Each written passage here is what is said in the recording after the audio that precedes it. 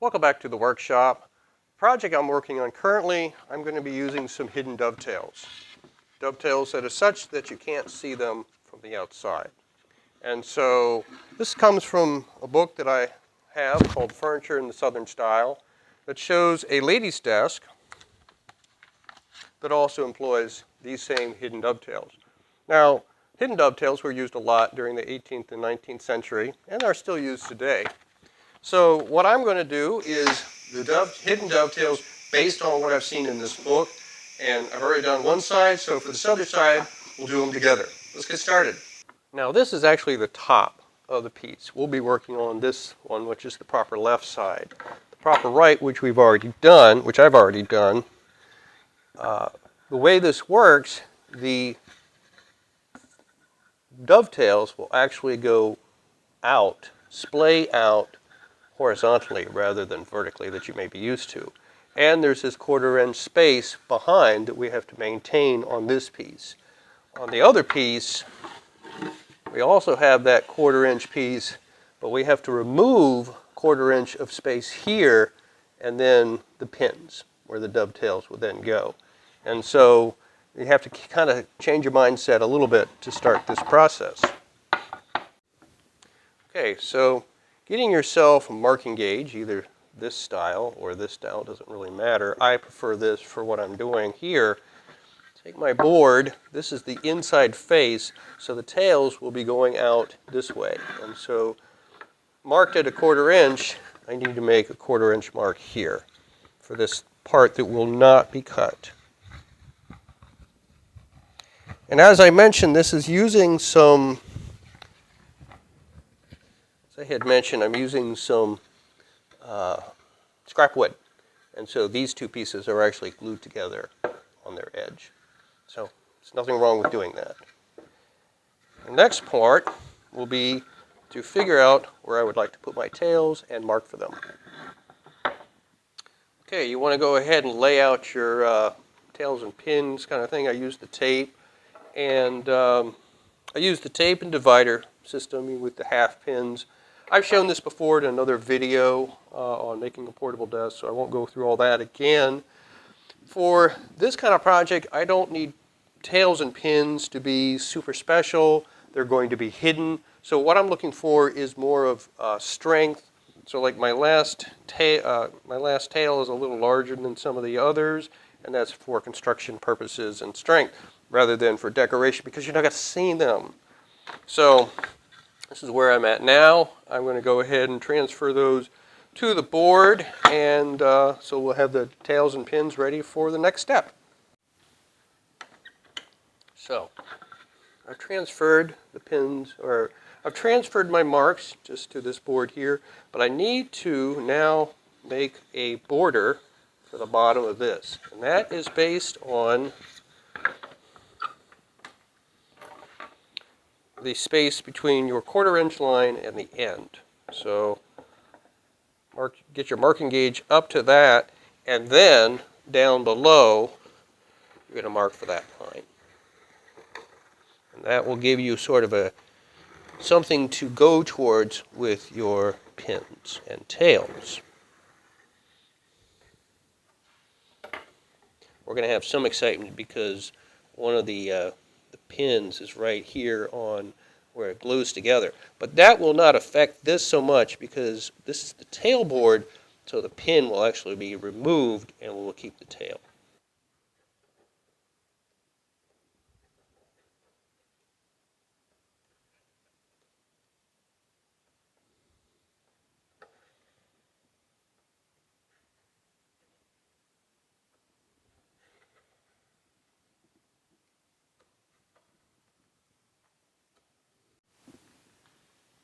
Next thing I'm going to do is use my dovetail guide, and so mark for my tails.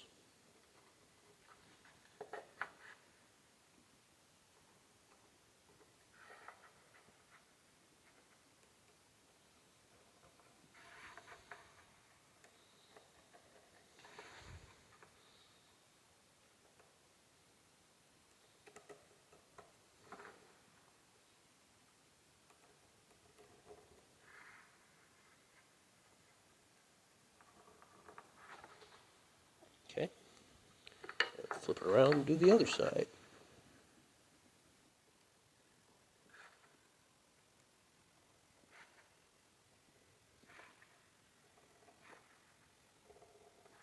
So, as you can see, we got our tails ready to go. And so, let's start working to cut those out. So for cutting this, I'm going to use a gentleman's saw. You can use a dovetail saw, but I like the my gentleman's saw because it's got a little better cut, a little finer cut. And so I'm going to put this down, but I want to make sure that my saw is at an angle.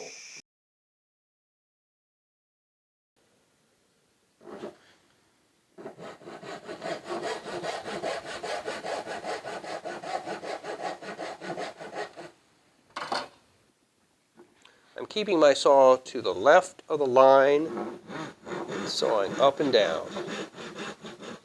Following that line, but I can go more in the pin if I have to. I'm trying to cut as much of the visible line as possible without getting too far out of context. If I go below this line, it's going to be visible. If I go over this line, it won't be as visible, but I still don't want to go too far.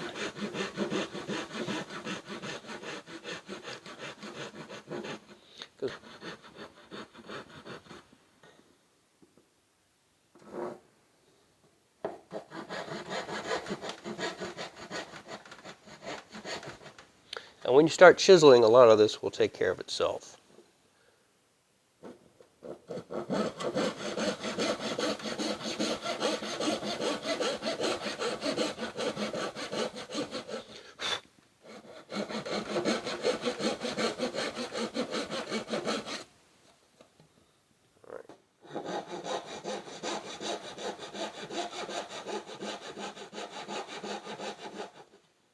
I went too far on that one. You just have to keep an eye on what you're doing.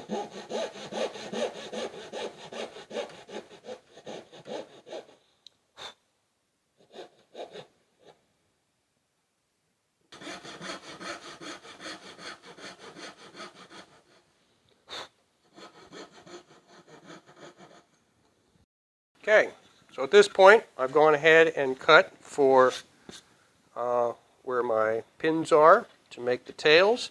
So the next thing to do is get it on the bench and start working on chopping those out with the chisels. A lot of times when you do this, you're going to want to have a sacrificial board underneath, but because this is pine, this is scrap material, I'm going to not do that. So otherwise, I'm just going to secure it down.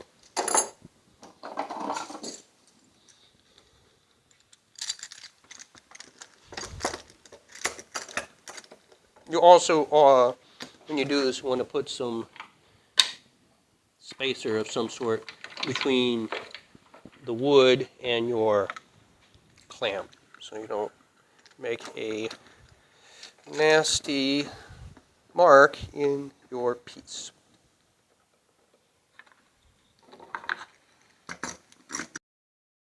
Now for these ends, we may end up cutting those off, but it's not as important to have something underneath because you're not going to be going from underneath. You're only going to be going from the top surface because it stops about a 1/4 inch from the end of this board. So you're going to be working this side and this side at the same time.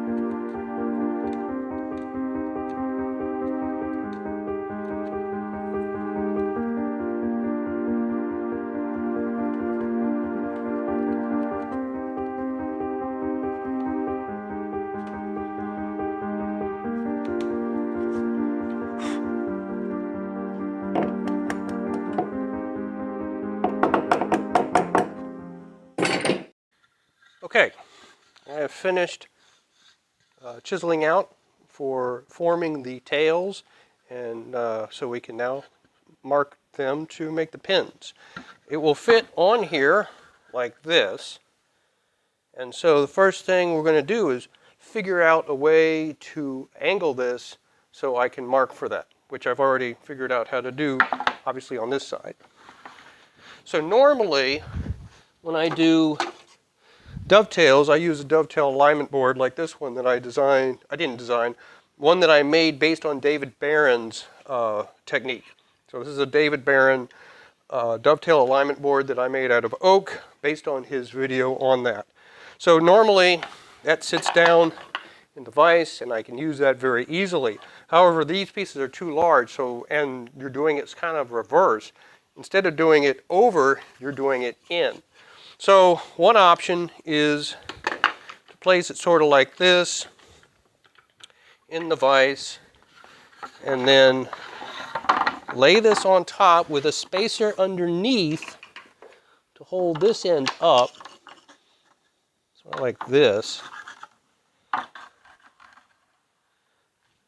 And then this piece goes over here.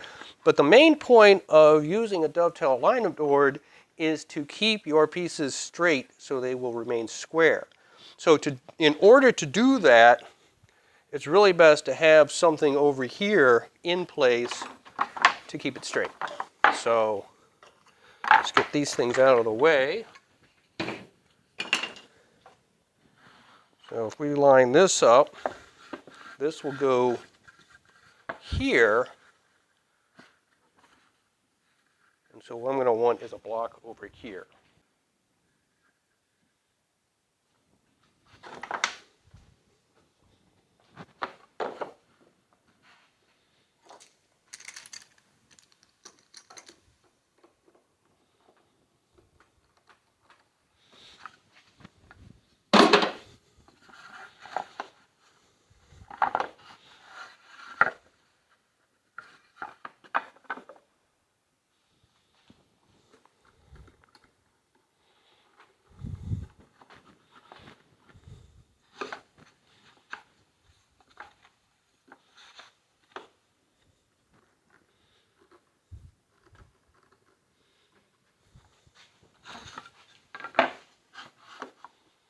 This crude but quick arrangement allows me a square to place those items there, and then I can get my end piece in to then mark for my tails or pins.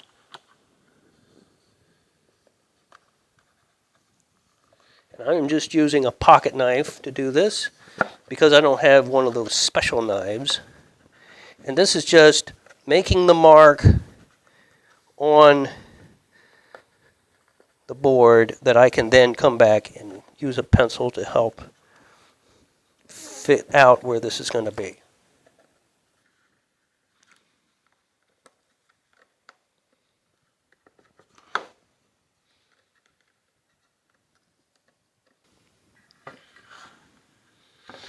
So what you have are a lot of little marks on the board that I can then go back with a pencil and check before I'll check them against this to be sure that they are correct. And I can always, of course, go back with a pencil and do it that way. Because these are hidden, it doesn't really matter that they be precise using such as a knife to mark them, as you often would do. And I'm going to go ahead, I've got this set up like this, and mark where that end is.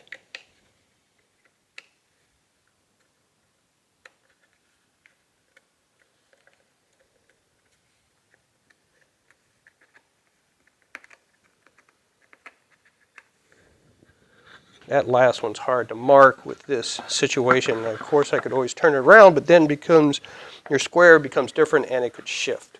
So it's just a tough one to do.